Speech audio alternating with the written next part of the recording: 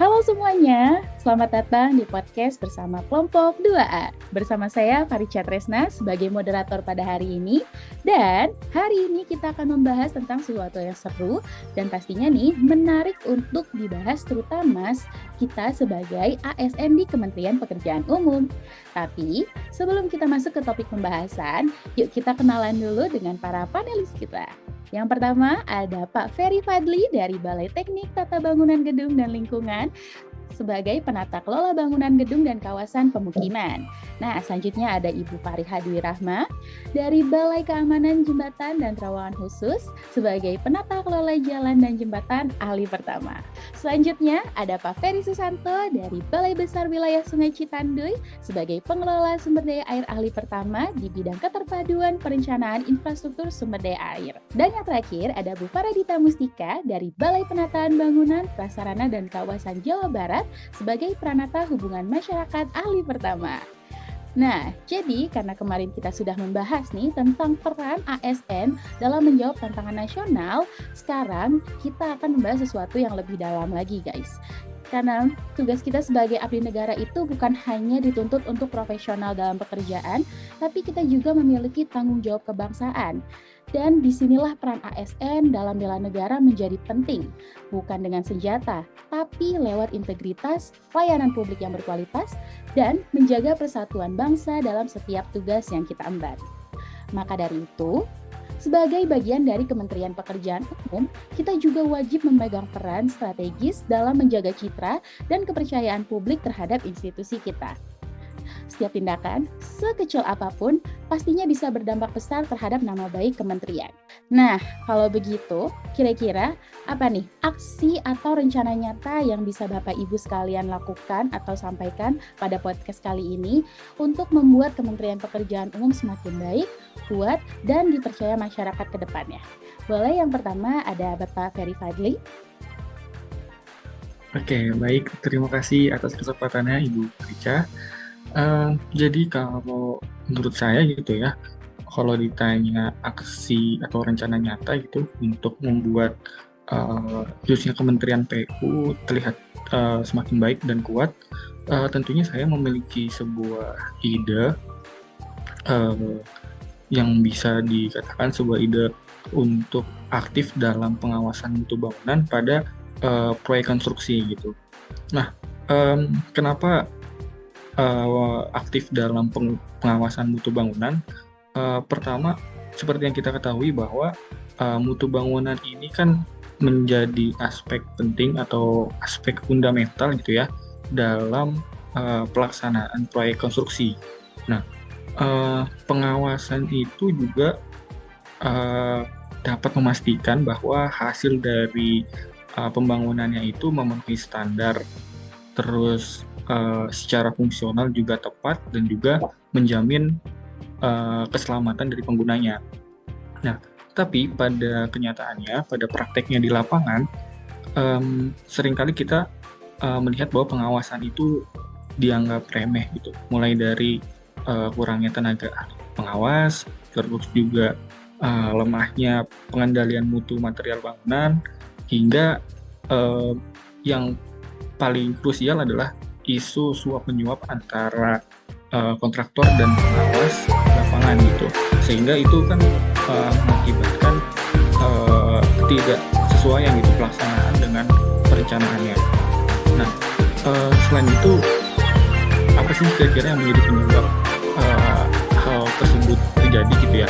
Yang pertama tentunya kurangnya keterlibatan aktif dari ASN teknis tentunya dalam tahap konstruksi itu, karena ASN ini dilihat lebih dominan pada tahap perencanaan saja, tidak terlibat aktif pada tahap pengawasan. Yang kedua itu tidak optimal proses dokumentasi dan hasil pengawasan di lapangan. Yang ketiga belum maksimal sistem checklist mutu bangunan harian sehingga pengawasannya tidak berjalan dengan baik. Yang keempat itu tidak independennya tenaga pengawas sehingga mudah gitu untuk disuap oleh kontraktor. Nah, lalu untuk menyikapi hal tersebut, tentunya saya memiliki solusi dan juga rencana aksi bela negara yang dapat dilakukan. Gitu. Yang pertama, tentunya meningkatkan peran ASN dalam pengawasan dengan pembagian tugas yang lebih jelas dan aktif di lapangan. Tentunya dengan mengadakan rapat mingguan secara berkala yang tentu gunanya itu untuk mengetahui letak masalah di lapangan untuk mencari solusinya. Lalu berikutnya penggunaan checklist mutu harian. Jadi dengan mengembangkan format sederhana checklist mutu harian itu bisa digunakan oleh tim pengawas di lapangan. Yang berikutnya itu menyusun laporan pengawasan secara berkala yang dilengkapi dengan dokumentasi secara transparan. Yang keempat itu melakukan penguatan integritas. Tentunya dengan integritas ini proses pelaksanaan pengawasan dan pengawasan itu tidak melakukan kompromi lagi lah terhadap pelanggaran itu. Nah, dari solusi dan rencana aksi bela negara ini yang sudah saya sebutkan tadi, tentunya harapannya adalah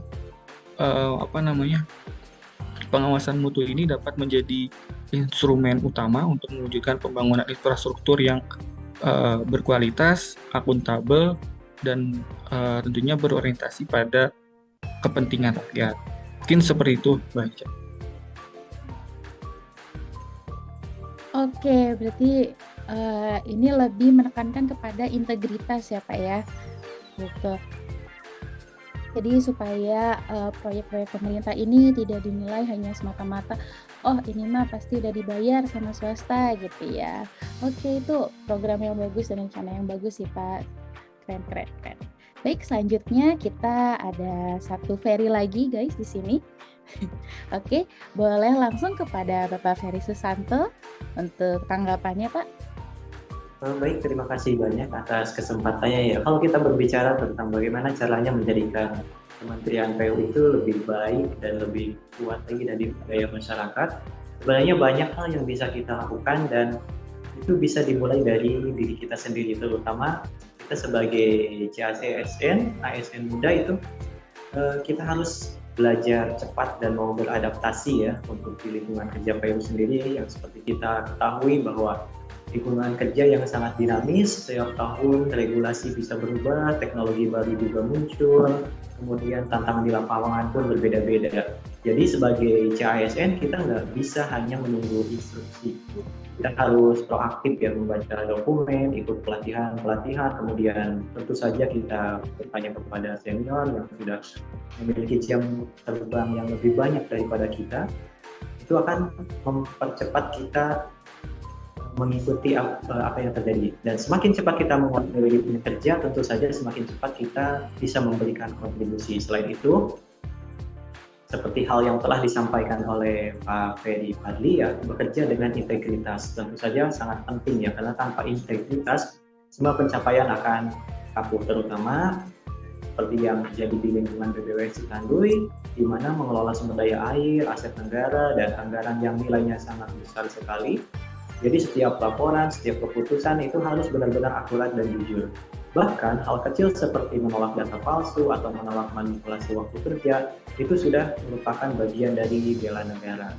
Kemudian harus melakukan kolaborasi aktif ya. Kita tidak pernah bekerja sendirian, misalnya dalam proyek lingkungan ada tim perencana, konstruksi lingkungan, sampai tim operasi dan pemeliharaan.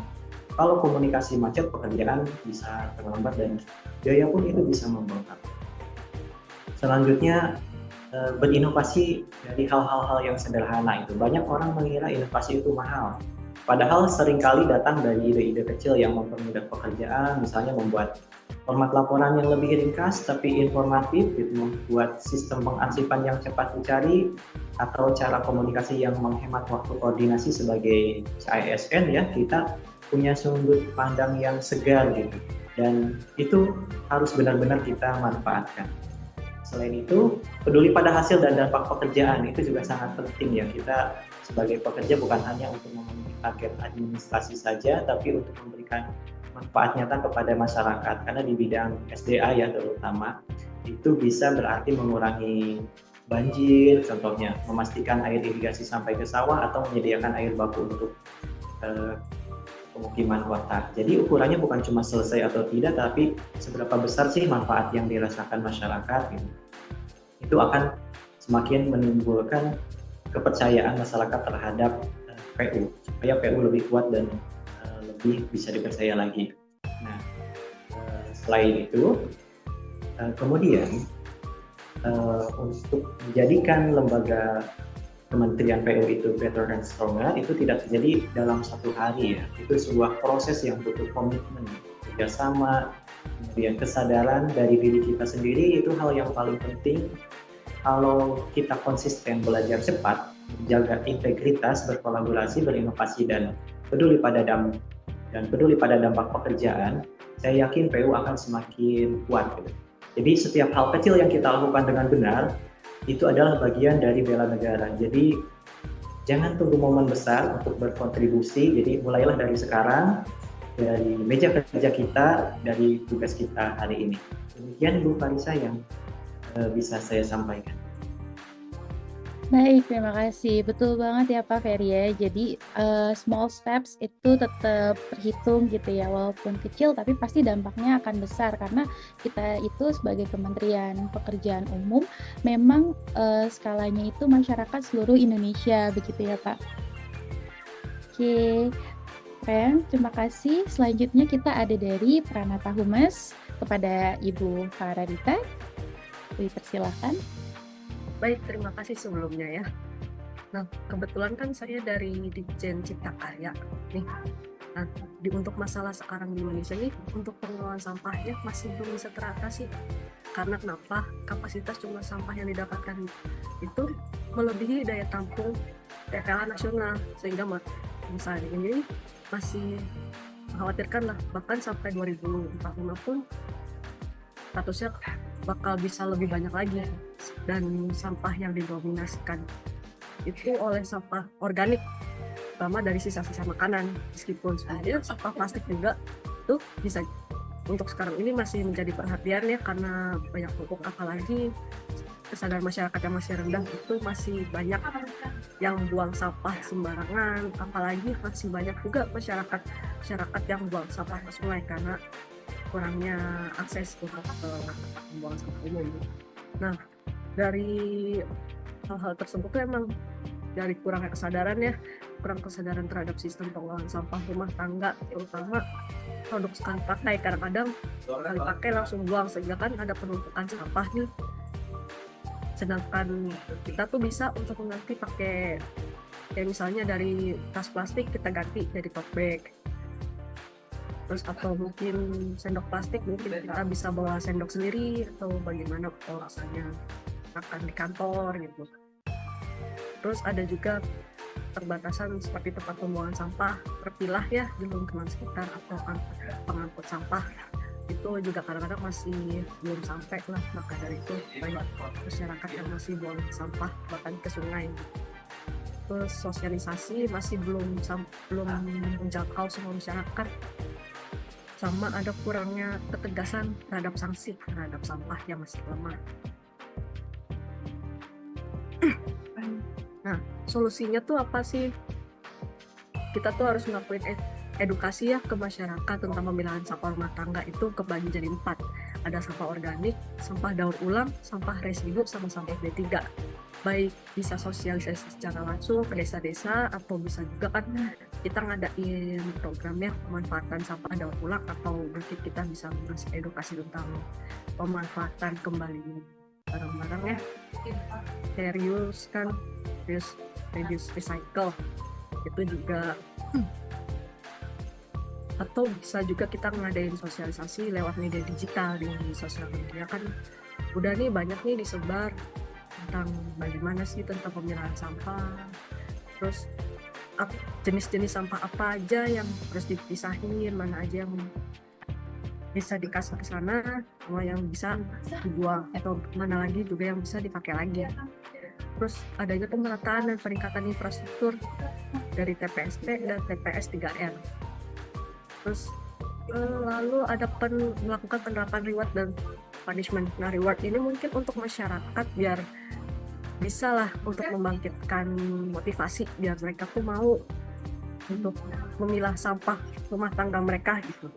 Nah, punishment ini tuh biar ada ketegasan lah terhadap sampah itu yang mereka buang, apalagi yang buang sampah sampai ke sungai kan sampai sekarang masih belum ada ketegasannya, dan harapannya sih dari kita ini bisa adalah sanksi tegas, dan kita juga sebagai CASN harus bisa menjadi contoh bagi masyarakat mau, karena semua itu harus dimulai dari kita gitu. Nggak bisa, sebelum kita ngasih sosialisasi harus dimulai dulu dari kita mencontohkan bahwa pemilahan sampah tuh seperti ini dan seperti ini.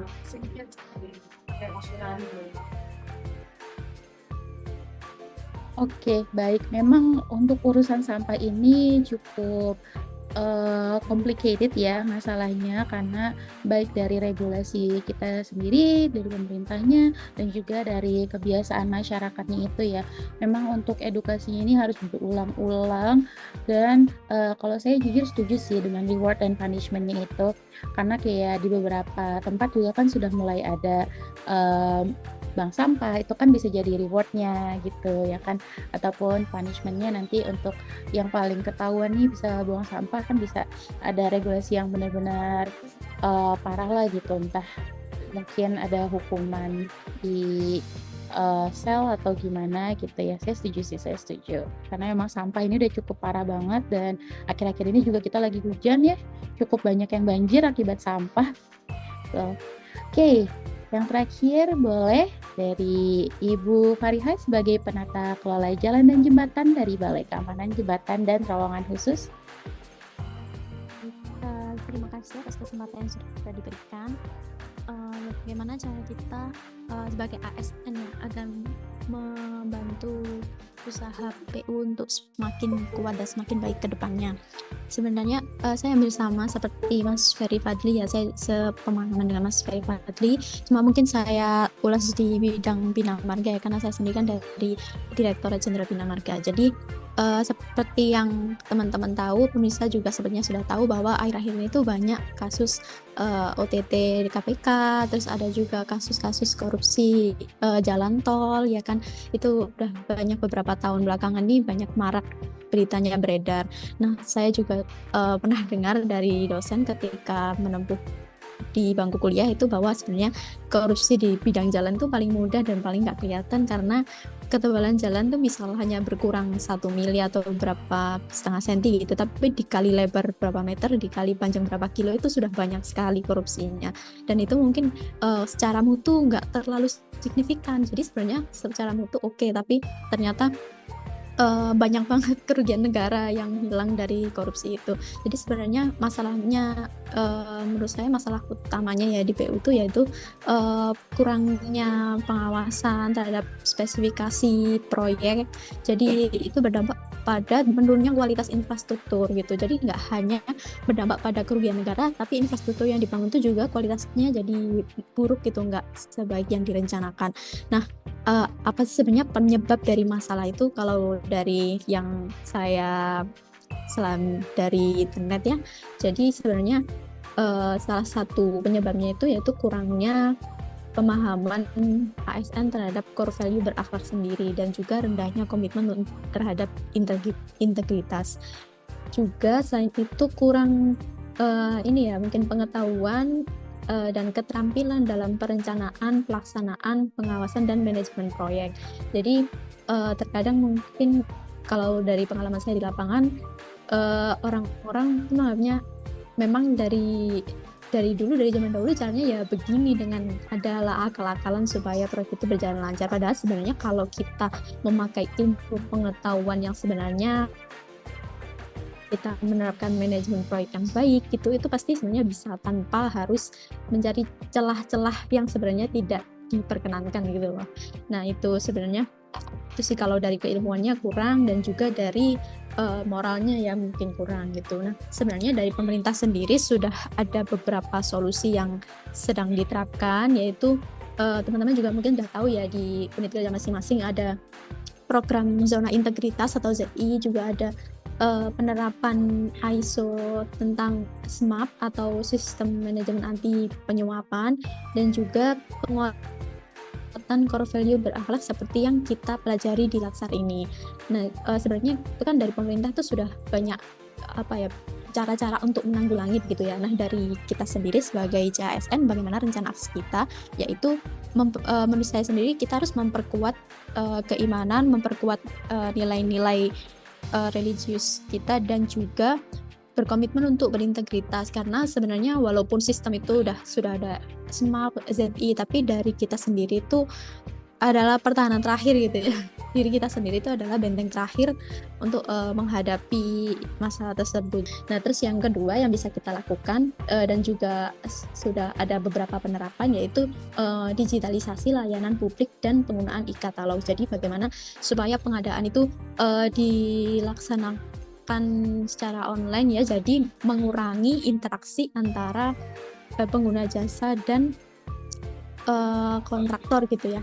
Nah, itu jadi kita sebagai CSN juga bisa mendukung langkah tersebut dengan melaksanakannya pada aktualisasi yang akan kita lakukan di Laksar nanti. Jadi kita bisa selama habituasi mempelajari apa sih yang kurang dari sistem yang udah ada saat ini dan apa yang bisa kita lakukan untuk meningkatkan sistem yang sudah ada gitu. Karena bagaimanapun sistem itu dibuat pasti masih ada celahnya begitu kan. Nah, yang ketiga yaitu melakukan pelatihan dan pengembangan kompetensi terkait perencanaan, pelaksanaan, pengawasan, dan manajemen proyek. Ya, terkait waktu konstruksi, terkait biaya, dan juga mutu proyek, karena 3 poin itu yang paling penting ya ketika kita melaksanakan konstruksi. Dan juga sebagai CASN kita harus kompeten dan terus menerus meningkatkan keterampilan, pengalaman, dan juga pengetahuan agar kita bisa mengaktualisasikannya di lapangan begitu. Kalau dari saya cukup seperti itu. Terima kasih. Baik, terima kasih. Ini jawabannya keren-keren semua ya. Dan kalau bisa saya simpulkan dalam satu kalimat, itu adalah merubah dari dalam. Betul nggak Bapak Ibu? Jadi kayak mulai dari meningkatkan keimanan, integritas, keyakinan kalau small steps itu tetap dihitung sebagai steps, dan juga pastinya membuat sistem yang lebih baru. Jadi kayak merubah dari dalam itu tidak selamanya salah dan tidak selamanya itu adalah hal yang mustahil ya, karena kalau bukan kita, siapa lagi yang akan meningkatkan nama baik kementerian kita sendiri. Tadi ada yang dari Cipta Karya, ada juga yang dari Bina Marga, ada juga yang dari balai teknik lain.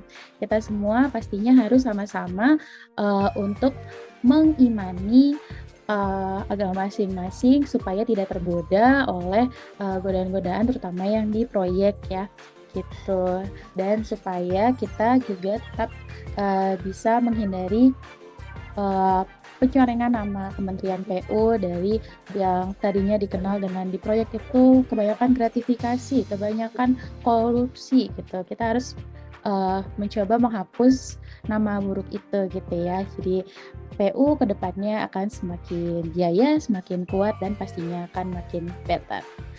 Oke, saya rasa untuk podcast kali ini cukup sampai di sini. Terima kasih semuanya sudah memberikan insight-nya dari jabatan fungsional masing-masing dan juga dari balai masing-masing. Oke, kalau gitu saya tutup. Terima kasih semuanya.